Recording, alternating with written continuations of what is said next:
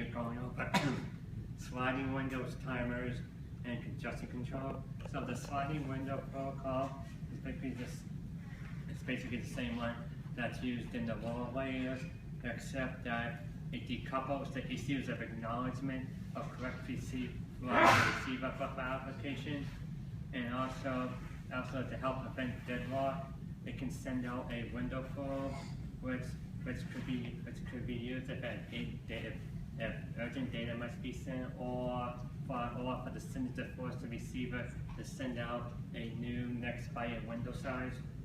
So, and then some of the optimizations that TCP has usually is that it has delayed acknowledgement, which could be used if the receiver keeps saying small window sizes. It could use this to wait until it may have to wait up to 500 milliseconds. And another one is Nagel's algorithm, which basically if you have a lot of small pods, the sender will send off the first one and buffer the rest. And then once it gets to acknowledgement for the first one back, it'll just send out the rest of them all in one big segment. So, and then we have a silly problem, which is actually called a silly problem. This happens when the sender sends out large blocks of data, but the receiver only reads the data one byte at a time. So, and also to help fix this problem, you can have the receiver don't send any windows up there until it knows it can handle like the large block of data that the sender is sending. And then when data comes out of order, it could cause the sender to send segments that it doesn't need. So it helps stop this. The receiver uses cumulative acknowledgement, which means that the receiver acknowledges all of the segments up to the one that's missing, and then so when the sender, and then it buffers whatever has left. And then when the sender times out, it sends off the retransmit the segment that's missing. Then the receiver would acknowledge that and all the other segments that it had in the buffer.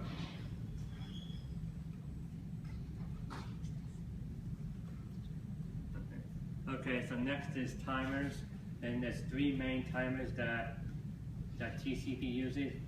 The main one is RTO, green transmission timer, which is the main timer it uses that when a segment sends out a timer is started and we get the acknowledgement back before the timer is stopped, that's good, but if the timer expires, it knows it has to send the segment again. And then two other timers that I use are resistance timers, which is to prevent deadlock, which means that if the receiver tells the sender to stop sending because it can't handle it, but then when it sends a segment telling it can start sending again, but that gets lost, the sender won't know when it can send. So it can send. So once it expires, it can send out a probe asking if it can send or not. Then the last one is a keep alive timer, which is if that connection has been idle for a long time, one of the two of them can ask the other if they're there, and if they don't get response back, they know that it's okay to terminate the connection. Okay, so, and there's many different algorithms that is used to help figure out how long a timer should read. And the first one is EWMA, which is exponentially weighted moving average, and you can see the formula is right there. And so it has the product is the smooth round trip time, which measures how long it takes a segment to be sent and get acknowledgement back. And it would update the timer after every round, but this formula doesn't work during high periods by itself. So that's why they came up. That's why they have the round trip time variation, which keeps track of the variance in the round trip time along with the smooth time.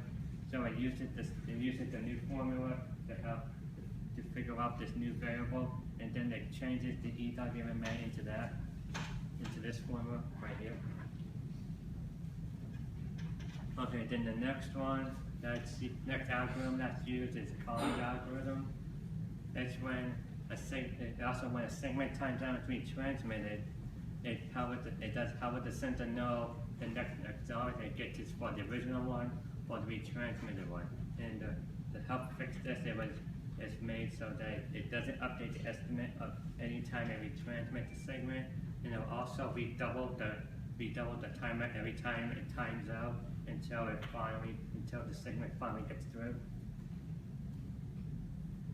Okay, then finally we have congestion control.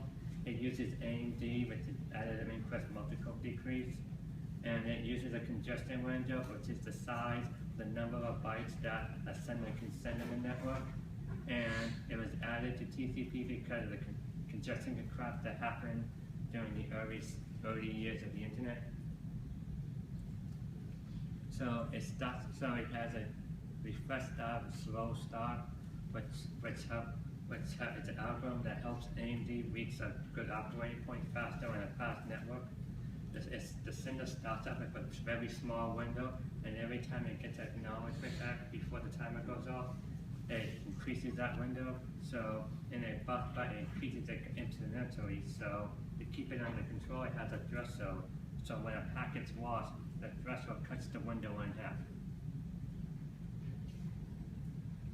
Okay, and also, but a problem with this scheme is that they have to wait for the timer to expire to cut the window in half. So it uses duplicate, so the receiver can send out duplicate acknowledgement, but this is how the sender can tell which packet was lost. And then the sender can use fast transmission to send out retransmit packets before the timer expires. And so this was called TCP Tahoe. And then we have TVC Reno, which would, when the duplicate acknowledgement arrives, the sender will activate fast recovery where it maintains the acknowledgement clock, but the window of the threshold or the window of the time of the fast retransmissions. And this helps the TCP avoid having to go back in this slow start again by using a sawtooth pattern, and use it additive increase and multiple decrease. Okay, so what two towns were named after TCP?